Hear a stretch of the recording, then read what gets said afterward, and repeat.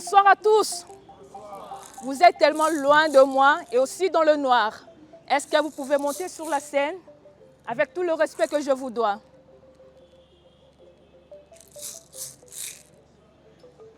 Nous pouvons monter avec nos chaises, bien sûr.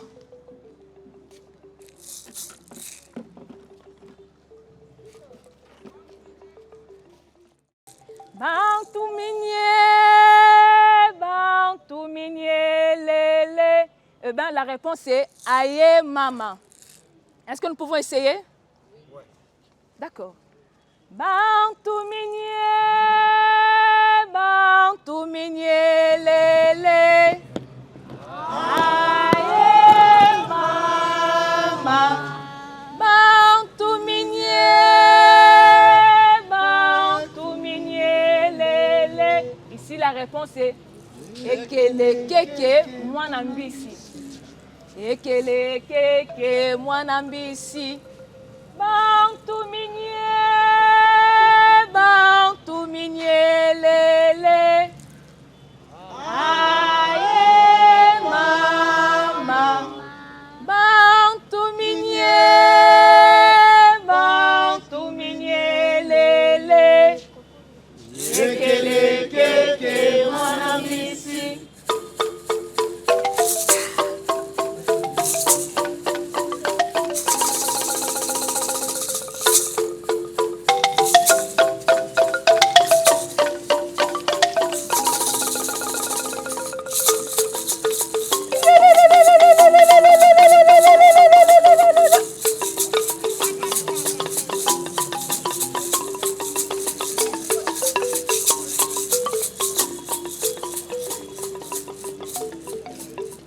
Chaque soir au clair de la lune, mon grand-père me disait que la forêt est un trésor climatique, joyau écologique, avec une tourbière qui n'est pourtant qu'une facette du diamant forestier.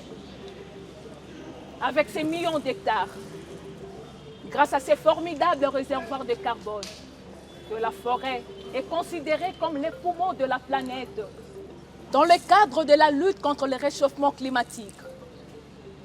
Eh bien, l'obligation nous impose qu'à chaque fois qu'on se réunisse autour du feu, nous devons faire un voyage, un si long voyage, dans un village qui s'appelle Mangai Matung.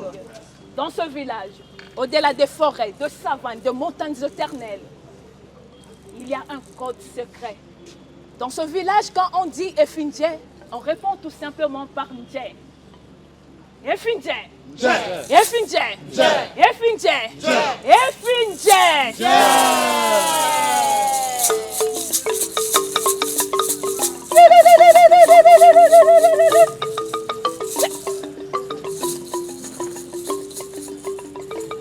Bienvenue au village Mangaïmantung. Mangaïmantung était un grand village, convoité de tous pour ses intarissables ressources. Eh bien, le village était couvert d'une grande forêt où l'on y pratiquait deux activités principales, la chasse et l'agriculture. Les hommes partaient à la chasse, revenaient avec des gros gibiers. Et les femmes cultivaient surtout des maniocs et des ignames qui étaient en abondance à la récolte. Chaque soir, tous se rassemblaient à la cour royale autour du feu, mangeaient, buvaient, chantaient et dansaient devant Mantung, roi de ce beau village. C'était un moment très crucial où chaque chasseur offrait une bonne partie de la viande de brousse au roi. Car les os les plus longs de gibier servaient à la fabrication de la natte lors de funérailles de ce dernier. C'était vraiment une grande fête. Quand la lune faisait son apparition, la fête nocturne allait jusqu'au grand matin.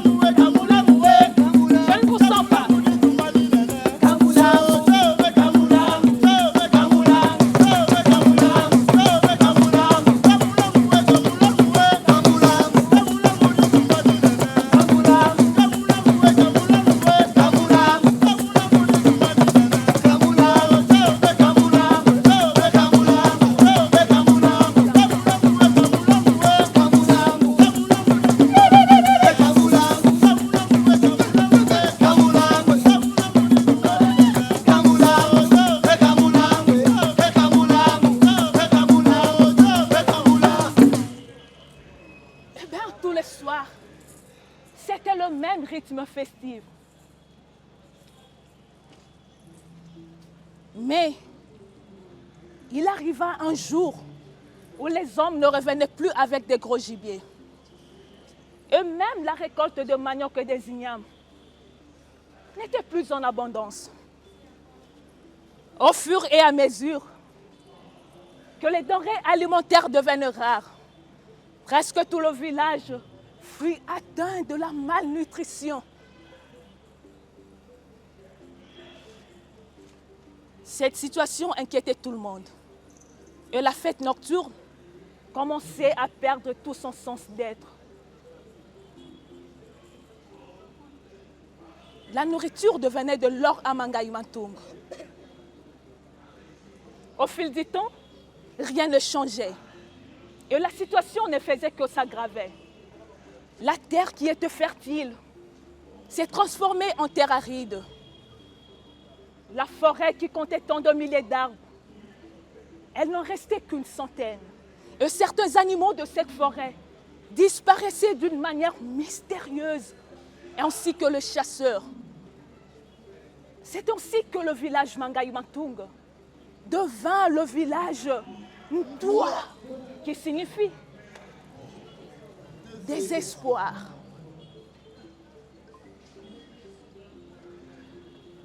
Ne sachant pas la cause de ce mystère, rien n'était révélé au roi, ni aux sages et ni aux voyants. Un jour, tous les chasseurs se réunirent devant le palais royal pour pallier à ces mystères. Et c'est alors que l'homme le plus vieux de tous imposa l'extermination de tous les corbeaux. Car depuis longtemps, les corbeaux étaient réputés malchanceux et impurs à la consommation. À cause de sa tenue noir et blanc, symbolisant la peur, la mort, le désespoir, la misère par rapport aux autres oiseaux totémiques. Or, pendant cette période à Mangaï Matung, les corbeaux devenaient de plus en plus nombreux et volaient. Ils volaient dans tous les sens jour et nuit.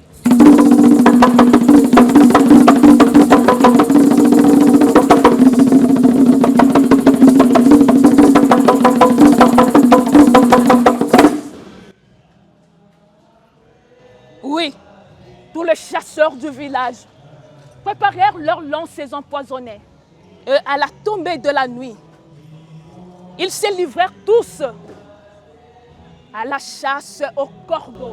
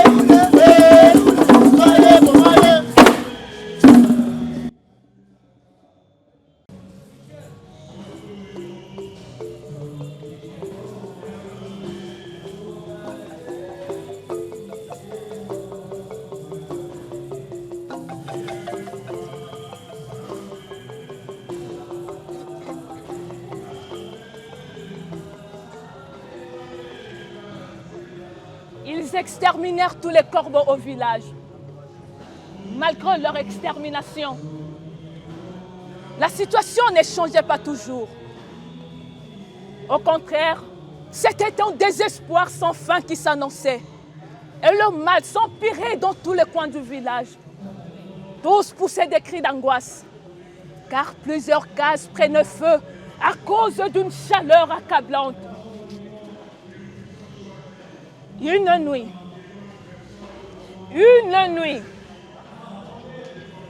le roi convoqua une réunion extraordinaire au village.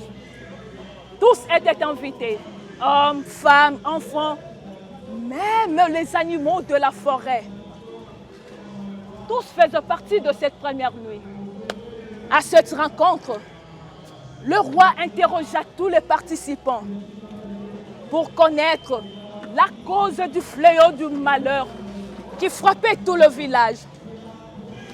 À ces mots, les hommes prirent la parole en premier et dirent: Sa Majesté, depuis une année, tous les gibiers sont disparus dans la forêt. Roi du village, au début, le gibier était en abondance et subitement, tous les gibiers ont disparu. Roi du village, mais à cette allure, le village risque de ne compter aucun être vivant sur son sol. Et à mon humble avis, ce ne sont que les animaux qui sèment la terreur au village. Les femmes aussi posèrent leurs problèmes au roi. Sa Majesté, les mois écoulés, on ne pouvait plus cultiver paisiblement. Avant, c'était les gorilles et les rhinocéros qui envahissaient nos champs, embrottant toutes les feuilles de manioc et ses tubercules. Quelque temps après, à la grande surprise de toutes, les éléphants ont dévasté toutes nos cultures. Roi du village, voilà comment aujourd'hui nos enfants souffrent de la malnutrition. Les animaux, à leur tour, s'adressèrent ainsi au roi. Sa Majesté, nous sommes innocents de toutes ces accusations. Au contraire, ce sont eux-mêmes qui sèment la terreur au village ainsi qu'à la forêt de Toua. Entendant cela, les hommes se fâchèrent et crièrent tous sur les animaux. Imposteurs! Imposteurs! Bande d'insensés! Bande d'insensés! Mangeurs d'hommes! Mangeurs d'hommes! On va vous exterminer tous!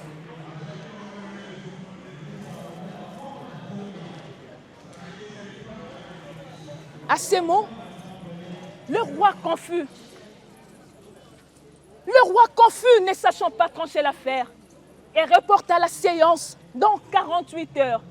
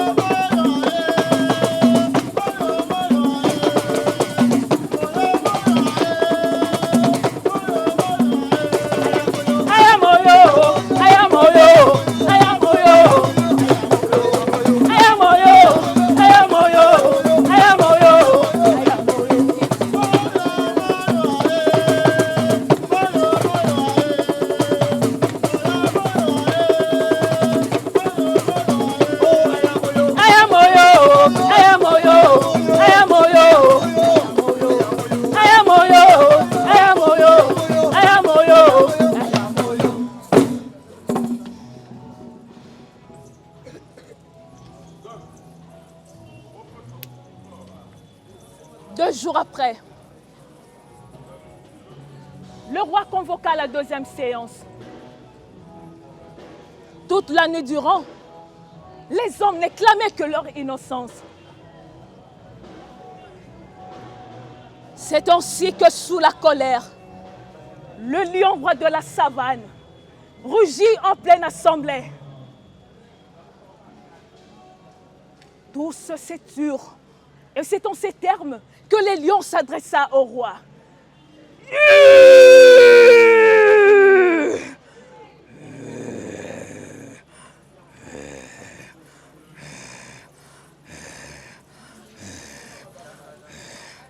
Sa Majesté, depuis la nuit des temps, ce sont tes habitants qui viennent détruire sauvagement notre habitat, réduire la population animale de la savane.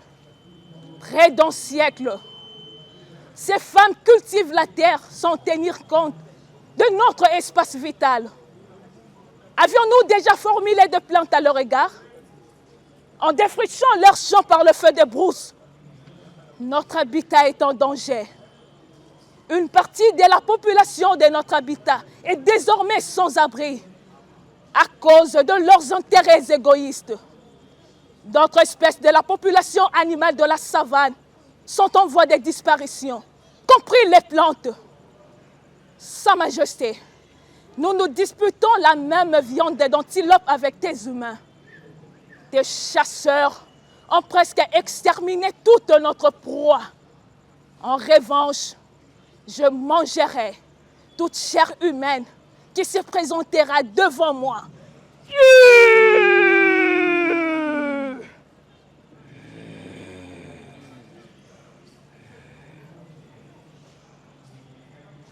L'éléphant aussi s'adressa au roi.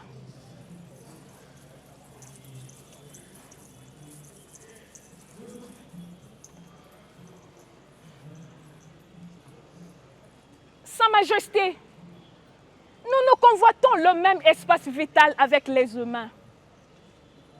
Il y a longtemps, des chasseurs ont décimé nos frères gorilles et rhinocéros par des balles, parce qu'ils broutaient les feuilles de manioc et les tubercules de leurs champs. Ces femmes étendent leurs champs jusqu'à notre espace vital. Ce qui nous entraîne la famine. Et c'est en complicité avec ces bûcherons qui coupent sauvagement les arbres de la forêt, lesquels émettent des gaz carboniques de trop dans l'atmosphère. Or, les arbres avalent tout le gaz carbonique que vos activités quotidiennes dégagent et déversent dangereusement dans la nature, en les transformant aussitôt en oxygène pour la survie de tous les vivants, compris la vôtre. Roi du village, à chaque fois que vous organisez votre fête au village, nous aussi dans la forêt, organisons notre deuil, car dans peu de temps, cette forêt sera transformée en un vaste terrain sans arbres. Notre population aussi est en danger critique d'extinction. Or, nous, éléphants, nettoyons cette forêt, embroutant les buissons qui étouffent l'évolution des arbres dans la forêt, ce qui permet à ces arbres de bien se développer et d'absorber de grandes quantités de carbone pour l'équilibre du climat. Sa Majesté, voilà comment les gaz brûlent au village. C'est à cause de ces gaz carboniques de trop qui sont capturés par les rayons solaires, les repoussant à la surface de la Terre sous forme de terribles chaleurs. Roi du village, ces phénomènes s'appellent effet de serre.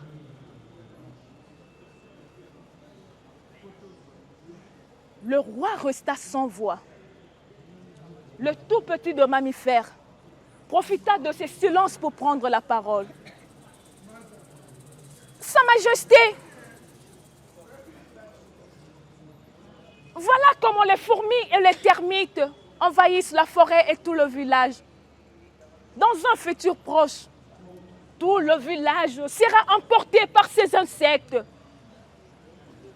Évidemment, après avoir entendu cela, les villageois ne voulaient plus écouter et les murmures prirent de l'ampleur en pleine réunion. Parmi eux, le plus courageux déclara « Oh, Sa Majesté, nous ne comprenons plus rien.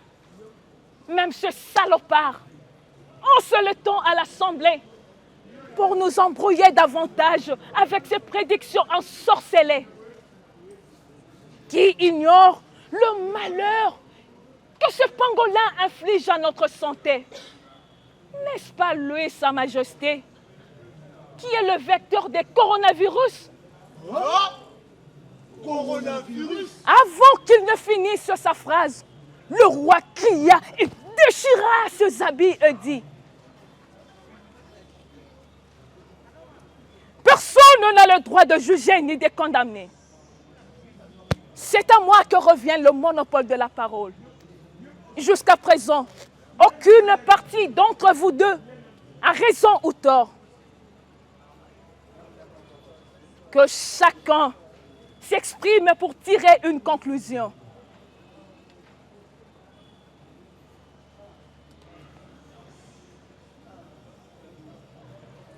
C'est ainsi que le pangolin continua. Sa Majesté, nous nous disputons une seule chose avec les humains, la vie. La vie, Sa Majesté, bien qu'ils nous accusent à tort ou à raison d'être le vecteur de la maladie virale, nous avons quand même droit à la vie. Présentement, notre extinction ne vous coûte pas cher, mais elle coûtera cher aux générations futures, du fait que de milliards de fourmis et de termites feront une bouchée du biotope mondial. Ils rongeront tous les arbres et toutes les cases de ce village. Or, nous, pangolins, régularisons leur population car elle constitue notre menu alimentaire. Les fourmis ne retardèrent point d'expliquer leur sort au roi. Sa Majesté,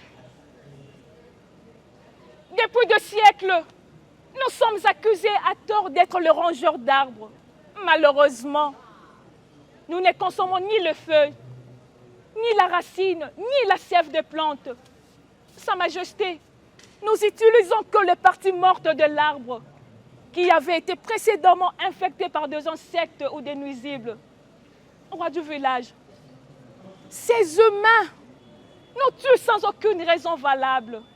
Tantôt ils nous piétinent, brûlent par le feu de brousse ou en utilisant le pesticide pour protéger leur culture. Sa Majesté, en creusant de galeries et tunnels, nous contribuons à l'aération du sol. En transportant des particules et des cailloux en surface, nous brassons efficacement la terre. Ce qui explique que même notre présence massive, roi du village, nous sommes innocentes. Et les termites inquiets s'adressèrent d'instantes supplications au roi. Sa Majesté,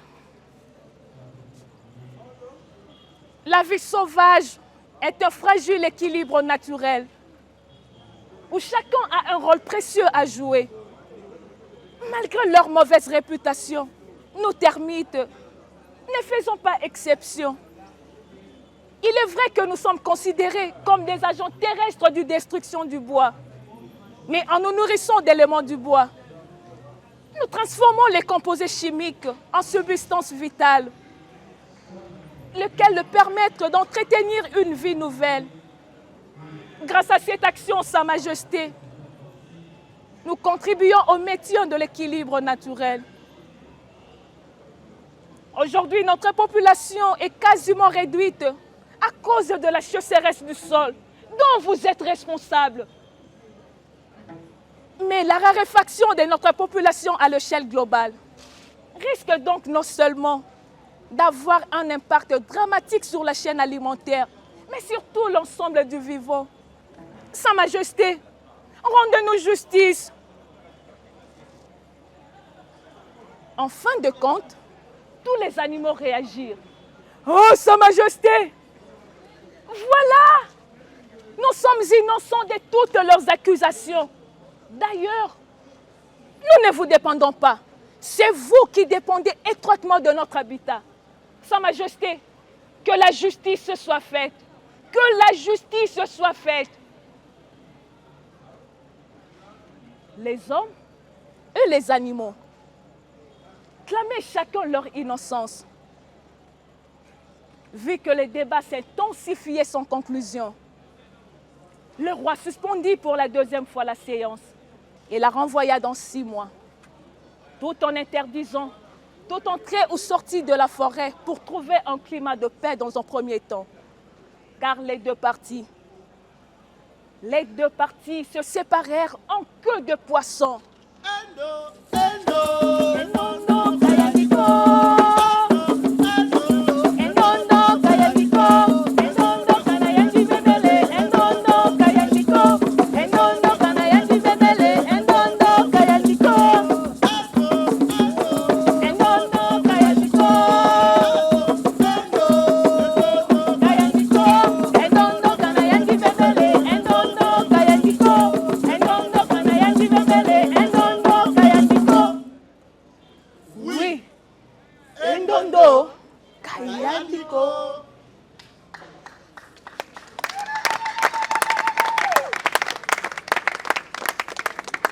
Au début des 4 premiers mois, la vie était atroce, presque chaotique au village. Pas de pluie, pas de sémailles, pas de récolte, pas de viande de brousse. Et surtout, pas de fêtes nocturnes. La population commençait à se lamenter, tout en implorant la miséricorde des ancêtres pour qu'ils leur envoient la pluie.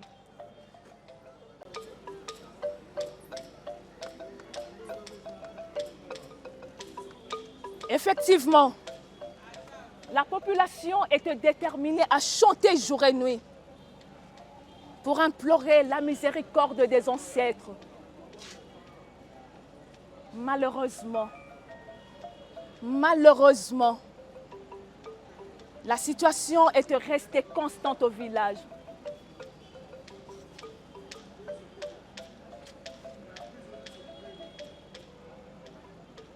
Mais le 5e mois, à la grande surprise de tous,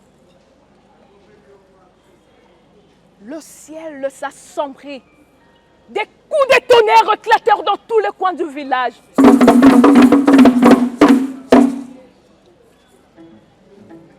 Et en un clin d'œil, la pluie tomba sans cesse pendant 14 jours au village. La pluie!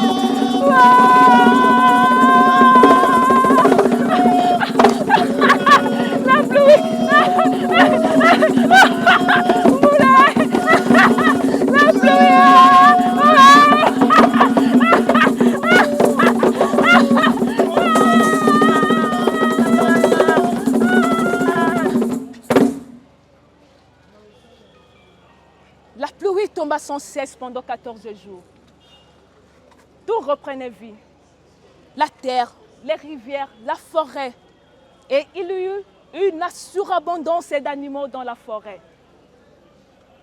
6 mois après, le roi convoqua la 3e séance. Tous étaient présents. Pendant cette nuit, il y eut à boire et à manger en abondance. Tous les villageois chantaient et dansaient.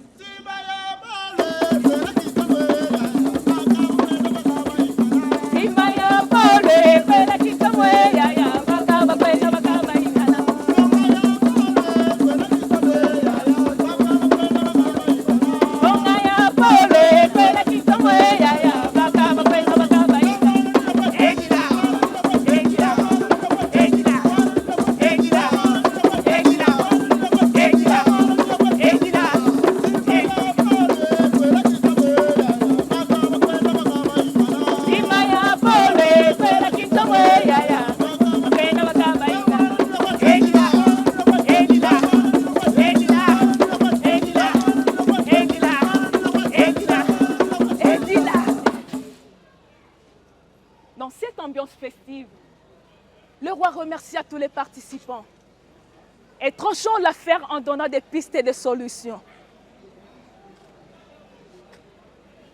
Par l'interdiction de la chasse intensive d'animaux sauvages, la coupe abusive des arbres dans la forêt et la cultive de la terre jusqu'à la limite de la forêt, de peur de réduire l'espace vital des animaux ou de croiser le bête sauvage qui envahissent les champs.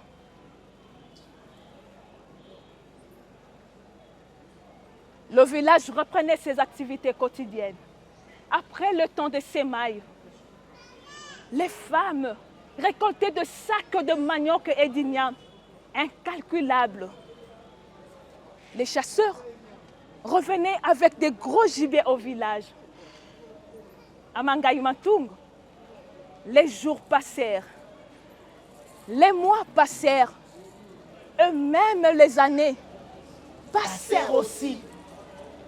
Le village devenait de plus en plus fort et surpeuplé, ce qui nécessitait de vastes étendues et de la chasse assez intensive pour nourrir l'immense population.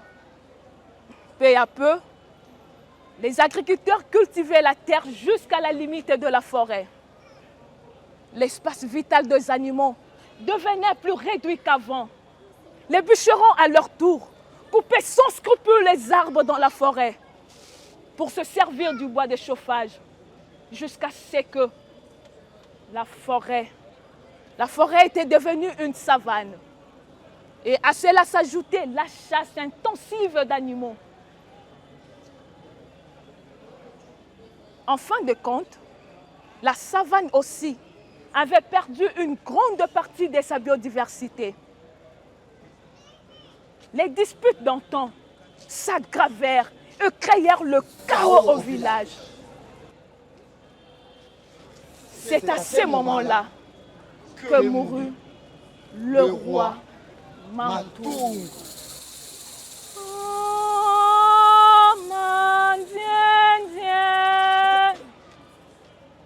Oh, Mandiendien. Mandiendien, lutendelele lumwa. Mwana mosiwa lutendelele lumwa. Mandiendien. Le village fut plongé à nouveau dans un désespoir sans fin. Tous les soirs, les villageois s'y rassemblèrent devant le palais royal, autour des ossements de gibier, lesquels alimentèrent le feu moins vif où s'allongeait le corps du roi. Des chants de détresse s'exécutaient pour implorer la miséricorde des ancêtres. Mais le roi fut endormi pour toujours. Et finalement, 6 mois après, on enterra le roi Mantoung.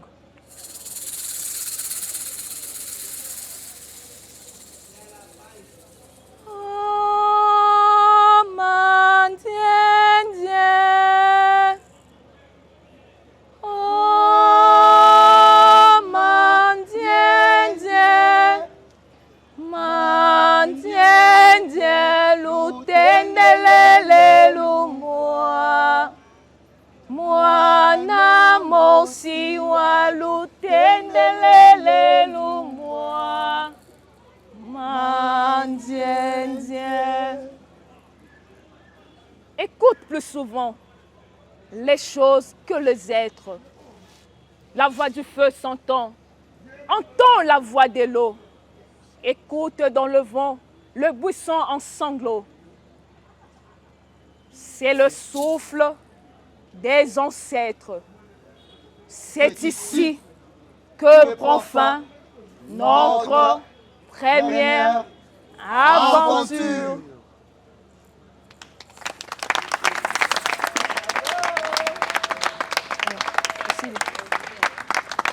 Astral Théâtre.